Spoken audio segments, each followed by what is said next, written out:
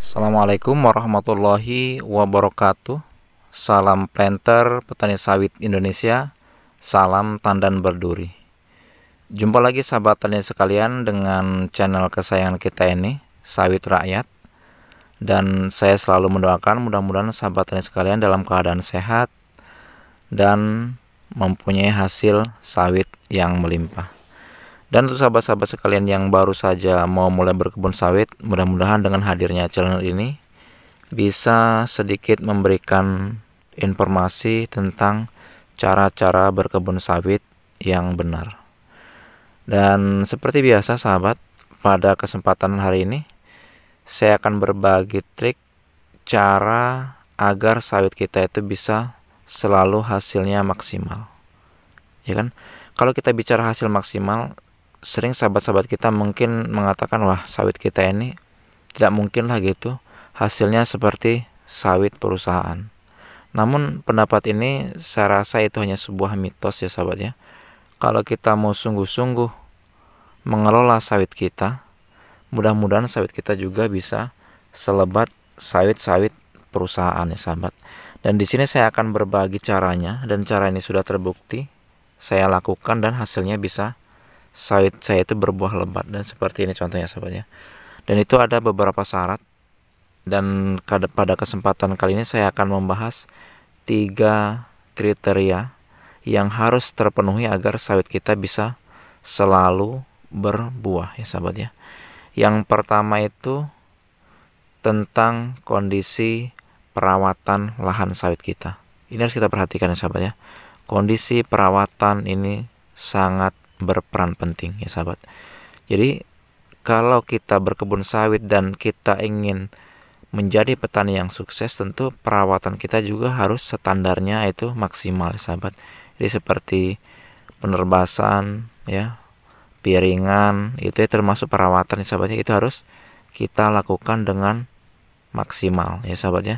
Jadi tidak boleh kebun kita itu semak ya, atau juga piringannya semak, atau juga banyak pohon-pohon yang membayangi tanaman sawit kita. Itu yang pertama ya sahabat ya.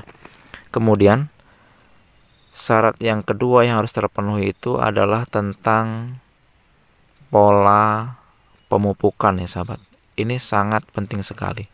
Jadi untuk hasil yang maksimal kita juga harus melakukan pemupukan yang maksimal sahabat ya.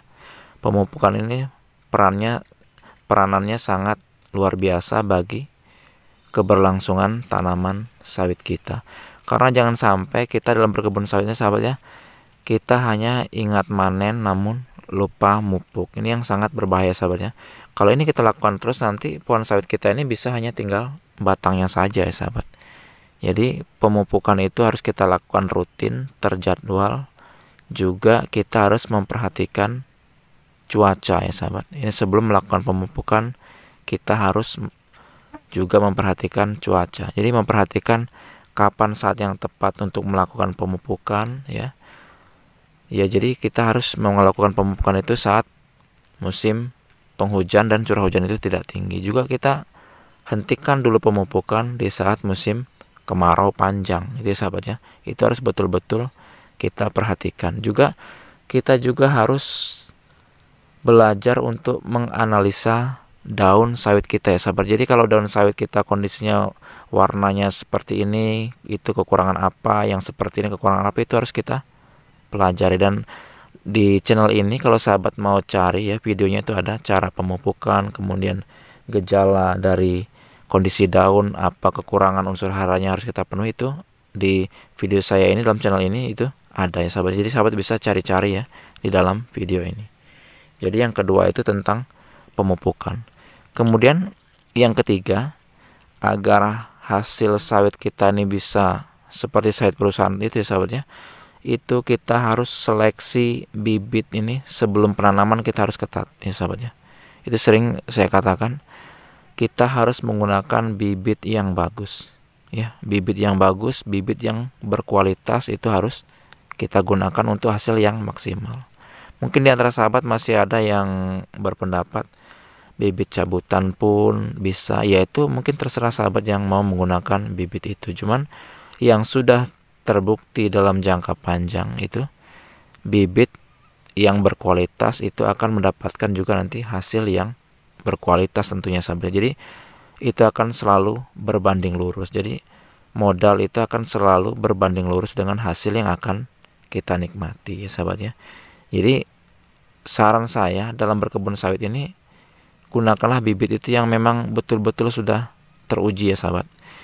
Jangan sampai nanti kita menyesal di kemudian hari. Jadi usia sawit kita ini ibaratnya baru sekitar 10 atau 15 tahun gitu, nanti tiba-tiba buahnya berkurang karena faktor umur bibit kita yang muda barangkali, atau jarak tanam yang terlampau rapat gitu. Itu harus kita perhitungkan ya sahabat. Jadi dari video ini kesimpulannya, agar sawit kita itu bisa selalu maksimal hasilnya, ada 3 hal ya sahabat.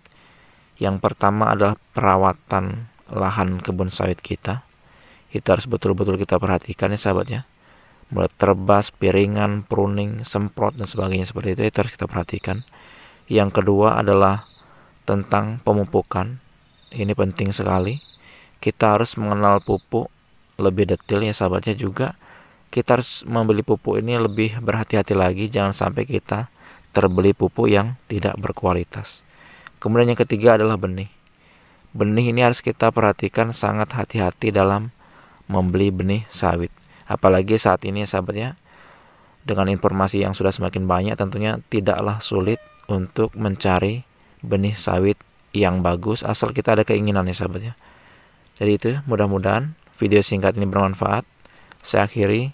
Assalamualaikum warahmatullahi wabarakatuh.